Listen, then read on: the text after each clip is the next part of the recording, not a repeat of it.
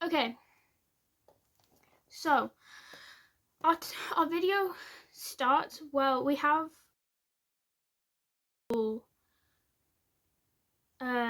what's it called? Title screen.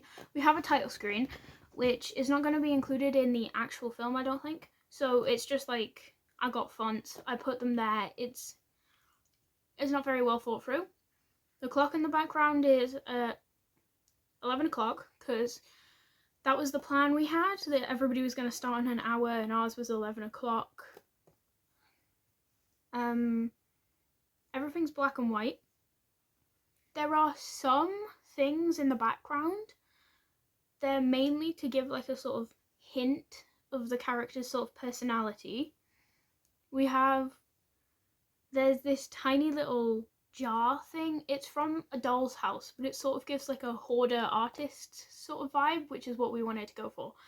I think there's a cleaning spray, which was originally, I completely just forgot it was there and didn't remove it, but it has like a neat freak, she cleans a lot, or an artist who regularly makes a mess, which we thought fitted, so we didn't reshoot.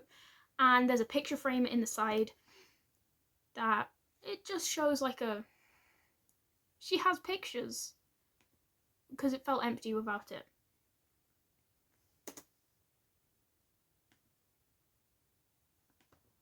If it'll start. Okay, and then it goes on to a shot of Callie, or Kaylee, tapping her feet, which we made it centered. It took a bit of adjusting because the floor was slightly tilted, so when we put the camera on the floor, it didn't work completely. But we fixed that, and it creates a sense of like, it's taking a while, she's clearly waiting for something, and it raises the anticipation of the audience. They're like, what's she waiting for? But also the way the shoes are, which we tied them in like a specific way so that they looked messy. So it's like you look at somebody's shoes and you can tell what sort of person they are. They are knockoff Converse, so she clearly doesn't spend a lot of money. Like, she's not focused on material objects. And she ties her shoes in a very messy, she's not very focused on it. There's clearly dirt on the shoes. It shows her personality. Then it transitions to just a shot of Callie waiting. To, again, it's more of an establishing shot of where she is, the sort of house she lives in. She has ornaments that show her personality, with the bear hanging from the tree. It's very artisty. She originally has the blinds closed, which we did as we didn't have very good lighting in the house because it was a very cloudy day, so the windows were just pure white.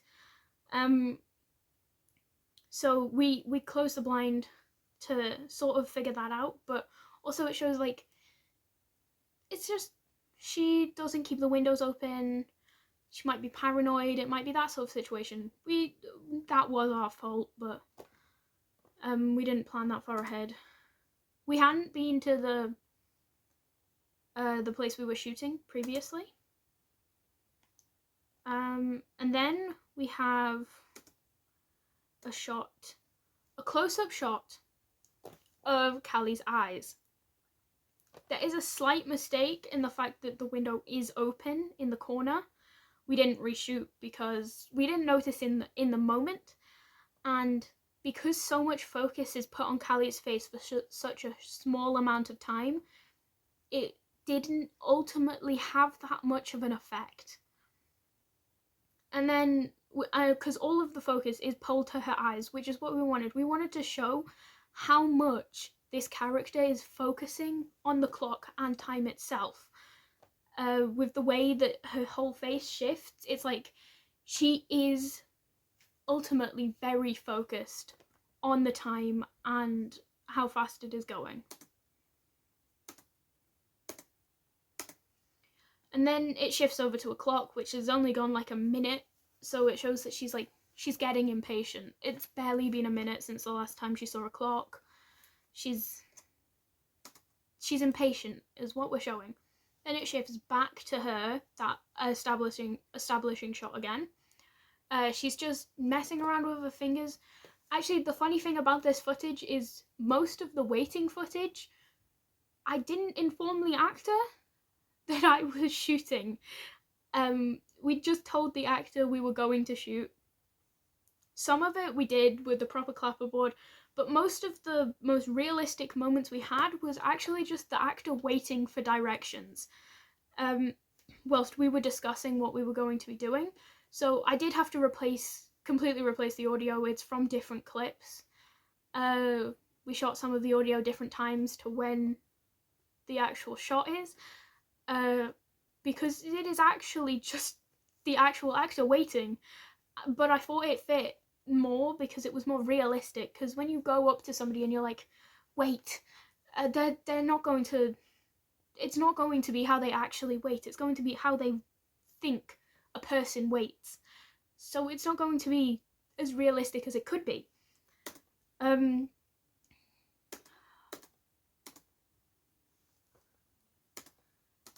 it goes to another shot, close-up shot again, showing her focus on time and how she can't just wait. She's too focused on time passing, and therefore it is passing slower.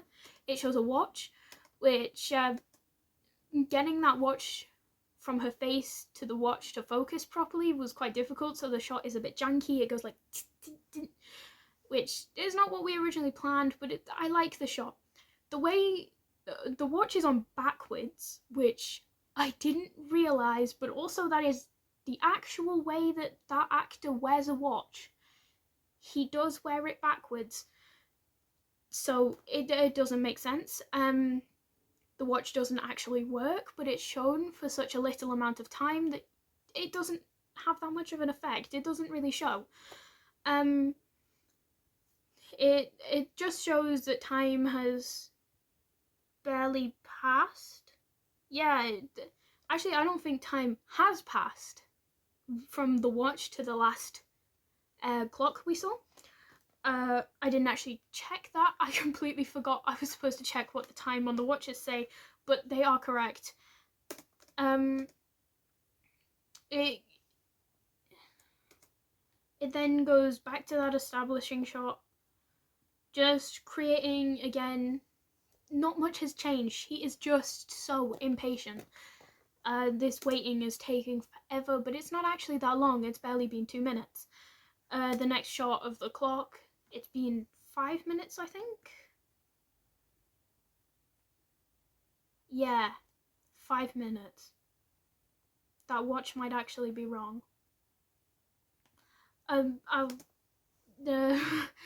It's been like 5 minutes, and then we see a shot of her opening the blinds because it's getting closer to the time when her friend Willow is supposed to arrive. So she's like, oh, I've got to be able to see out the window because I want to know the second she gets here. I don't want to have to wait any longer than I have to. And then we see a small moment where Callie is debating whether or not she actually wants to sit down. She's just staring out the window. She's like, if I wait here, will she finally appear? So she waits for a moment. She just stands there. Then she sits down very dramatically. It kind of looks a bit weird because the actor was he was very new to acting. He hadn't done much acting before.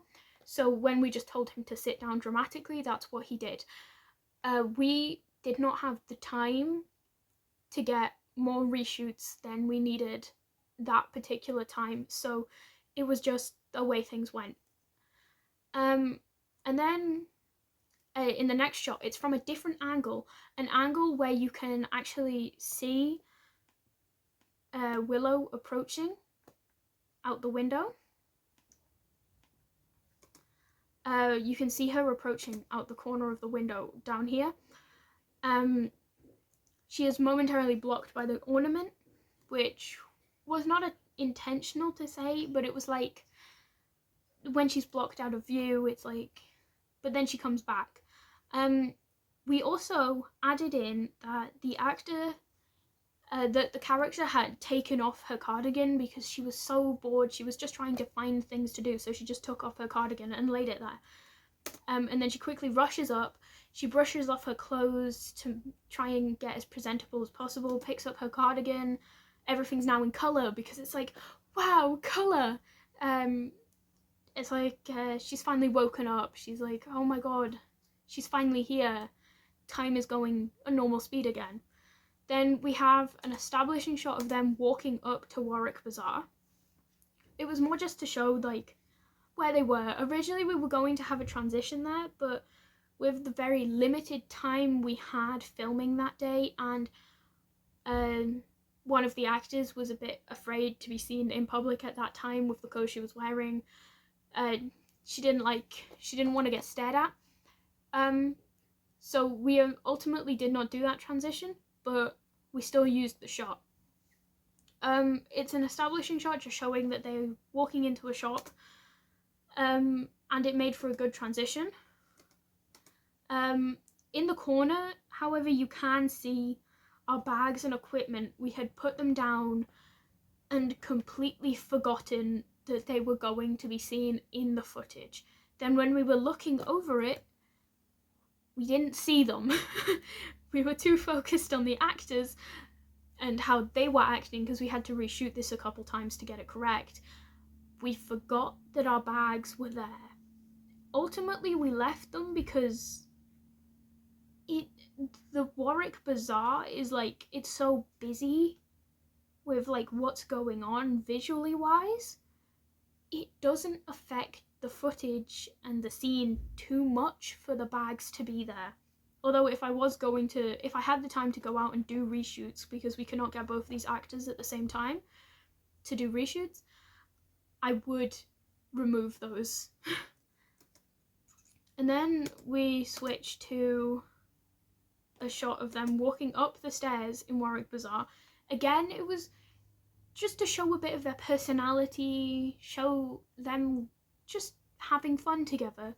We have Callie, she's walking in front because Willow's more like, go ahead.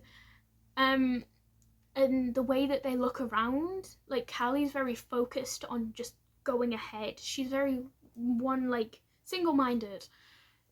But in she's an artist, she just wants to get to where she wants to be. She wants to see the things that she wants to buy, But Willow is like looking around. She's like, oh my god, where do I want to go? They've got very distinct ways we wanted them to look and how their personalities were going to feel. And then it switches to they're looking at clothes.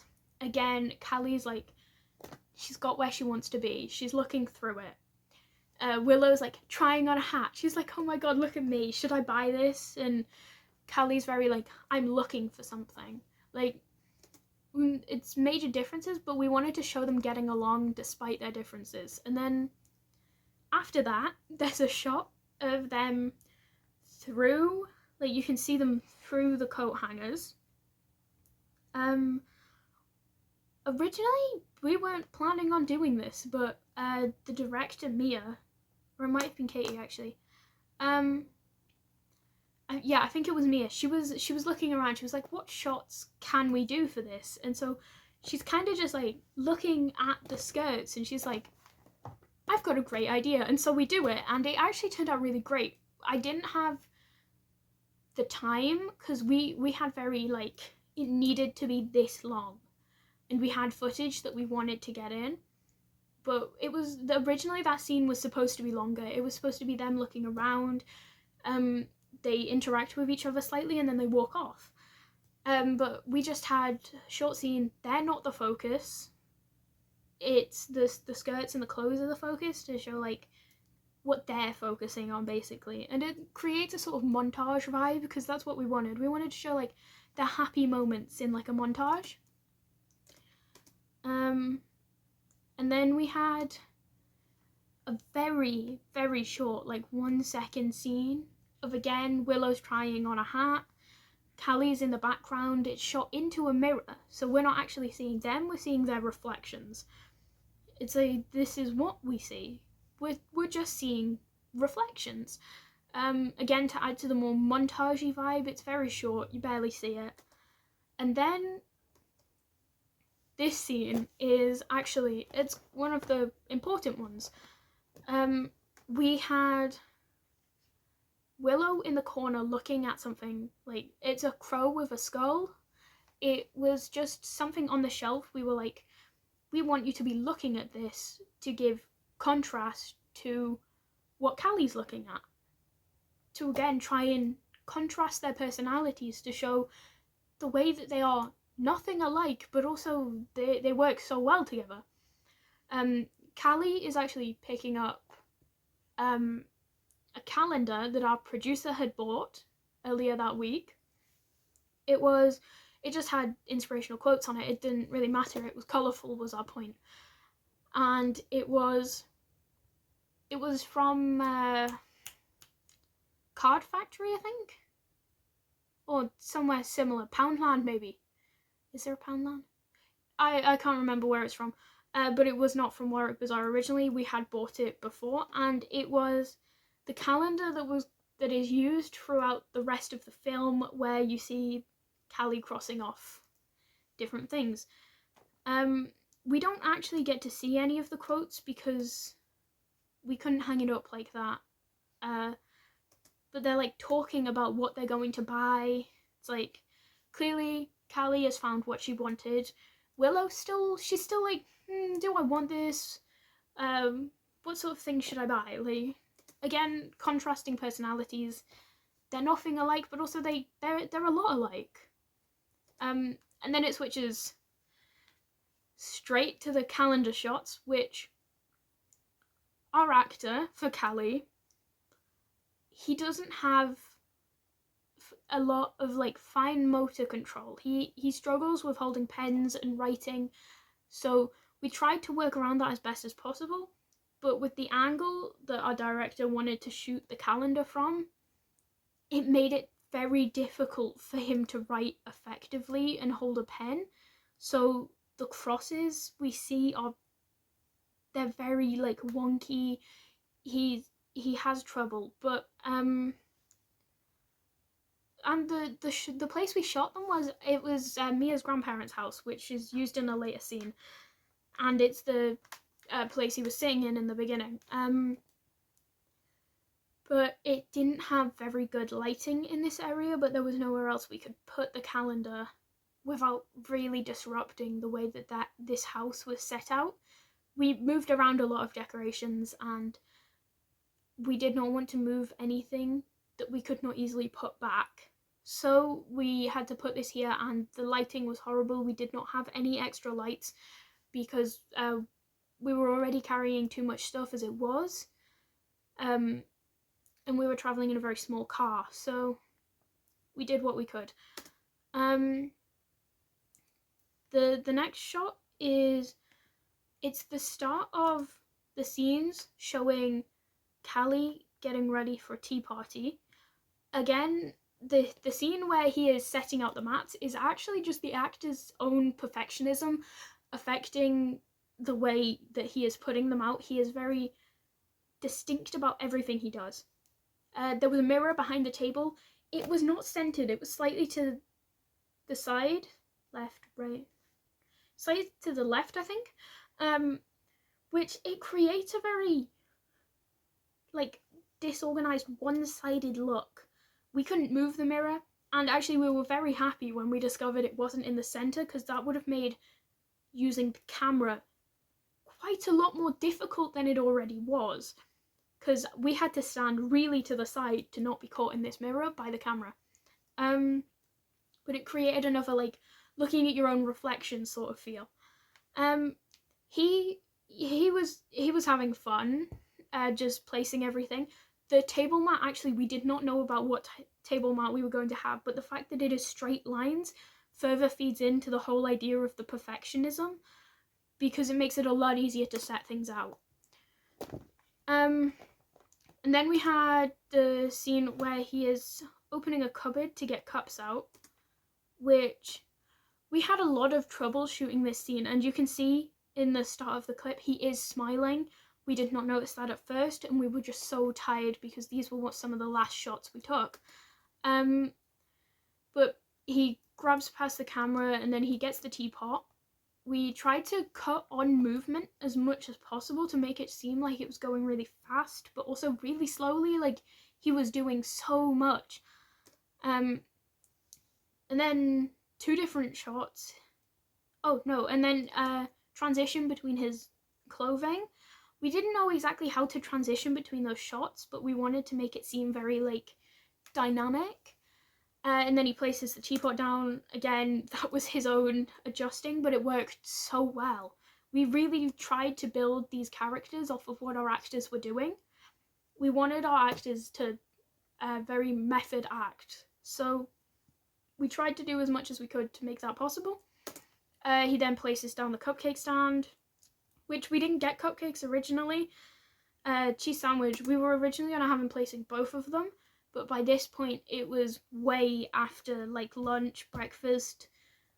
Our actor had decided not to eat breakfast that morning, so was very hungry, and we needed the cupcakes for more shots, or the biscuits for more shots, so we let him eat one of the cheese sandwiches because we'd already done all the shots where we needed both of them. Then we've got the shots where he hears Willow. We have a small scene where he was originally going to look in the mirror, but we had to cut it out for length reasons. And then he kind of brushes himself off again because he's like, I want to be presentable. I want to look as good as I can.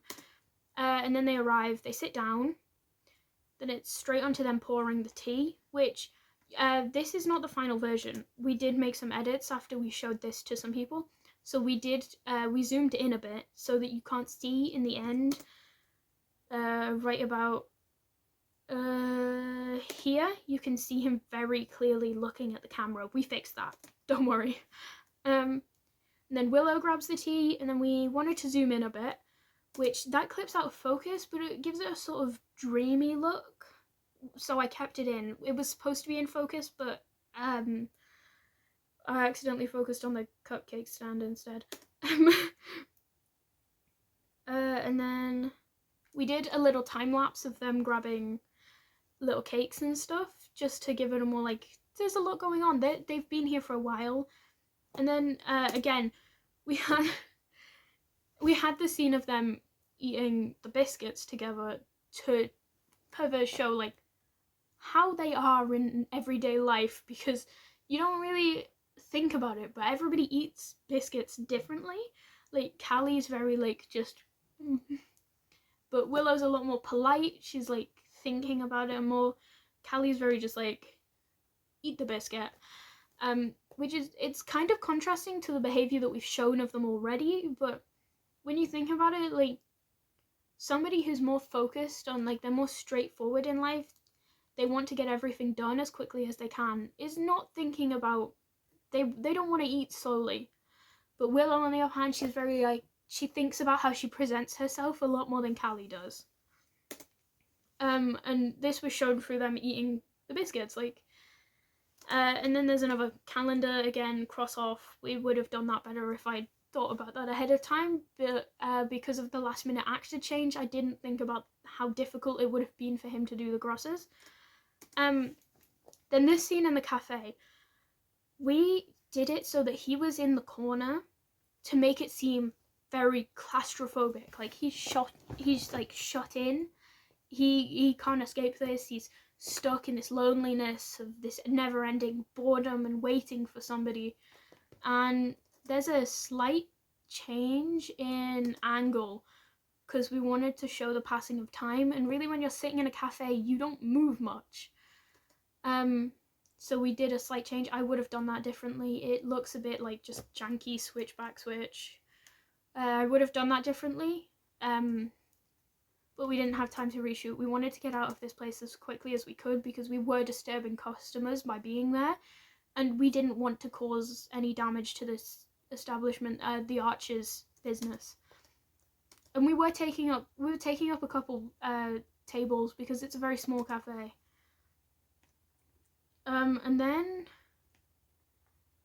and then it switches to, you see him grab the menu, and then it's over his shoulder onto the menu, just to show, like, he's thinking, he's like, oh, I'm bored at this point, what am I gonna order when she gets here? And then the color comes. The colors of these walls is something. It's like, it's a really weird, like, coffee brown, which I guess because it's a coffee shop, but it does make the actor's skin look a bit weird, like a bit yellowy, and I tried to color grade it as much as I could, but I didn't want to ruin everything else in the scene, so I left it. The rest of these scenes, you can see once, like, the scene where she shows up, the way he's boxed in, it looks a lot less claustrophobic. It opens up a lot more to allow, like, there's room. She's like, oh my god, I've finally got room to think about stuff now. And then the rest of the scenes are just a waitress coming in with their drinks they ordered. Then it's like, what do you want to eat? Katie, our producer, is our waitress, because we didn't, this wasn't originally planned, but then we thought about it and we were like, what are they going to do in a cafe for 30 seconds? And then it switches straight back to the calendar, which this is where the issue with the fact he couldn't hold a pen well came up, which it took him quite a while to do these crosses. So we just had,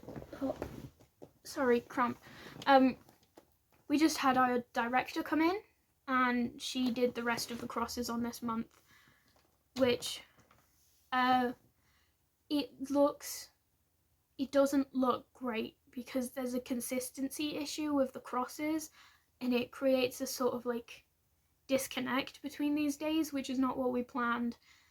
And I would just make him do it again, even if it took a few extra minutes. But we only had one calendar, so this is what we ended up doing. Then these shots were actually, on the day we first started filming, these were supposed to be the first shots we got using the gimbal. We forgot. We had been thinking so much, and we'd had to do so much last minute changes to what we were doing, that it completely lost us, so we hadn't filmed them when we had the chance. But since the actor was my brother, I could take a camera home and film in a different park with him, which, since all parks basically look the same, it was fine. I didn't take the gimbal because I did not trust myself to take a gimbal on the train home and bring it back safely, because there was construction going on in my house, and I was very afraid that something would go wrong and I would accidentally break it, and I did not want that responsibility on me. At the time, I wasn't staying in my home. I was staying at my grandma's house, which is about a 15-minute drive from my house, which meant the costumes, which were my clothes, which lived in my room, were going to be about 15 minutes away. So that was an easy plan. Whilst we were at my grandma's, I was with my niece, and again, I did not feel safe having a gimbal. I felt bad enough having a camera and a tripod there because I did not want to injure her. She's very clumsy. So I had to work around that. I kept it a safe distance, but it was still a hazard, so I did not want to take the gimbal, which was more expensive if anything did happen. So on the day we were supposed to film, I went to my house to go get the costume. What the people doing construction on our house hadn't said was that I wasn't able to get into my room. I wasn't able to get into half the house.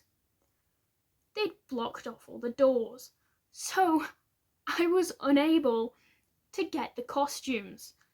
This led to the fact that I did not have any costume other than my brother's school uniform to use for this video.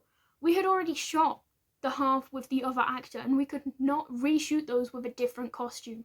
So I had to go, what can I do in this scenario?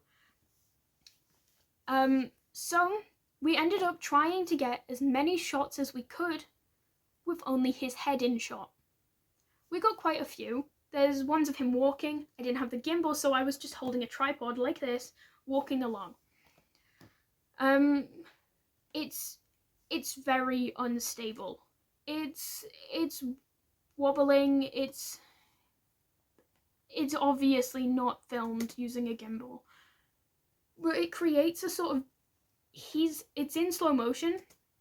It's like he's having trouble dealing with this waiting, and then there's like a zoom in on his face showing him looking back and forth, trying to see if he can spot her ahead of time. And then like looking down, he's like, oh, when will she get here? When will I see her? You can see the collar of his school uniform, but it's not a focus. We worked around it. We could have left these scenes out, but I felt it made everything seem too long, too drawn out to just have 3 days instead of 4, split over the amount of time we needed. And then there's a POV shot because I was running out of ideas for what to do with just his head in shot. And we were filming in a park that was around a 10-minute walk from his high school. It's where a lot of kids that knew who he was were going to be, and they were calling out to him, and it was honestly getting hard to film with so many people recognizing him. So we just did what we could, and then it flips to the ones that were filmed in Bits Park in Carlisle with both the actors. There's like a following scene.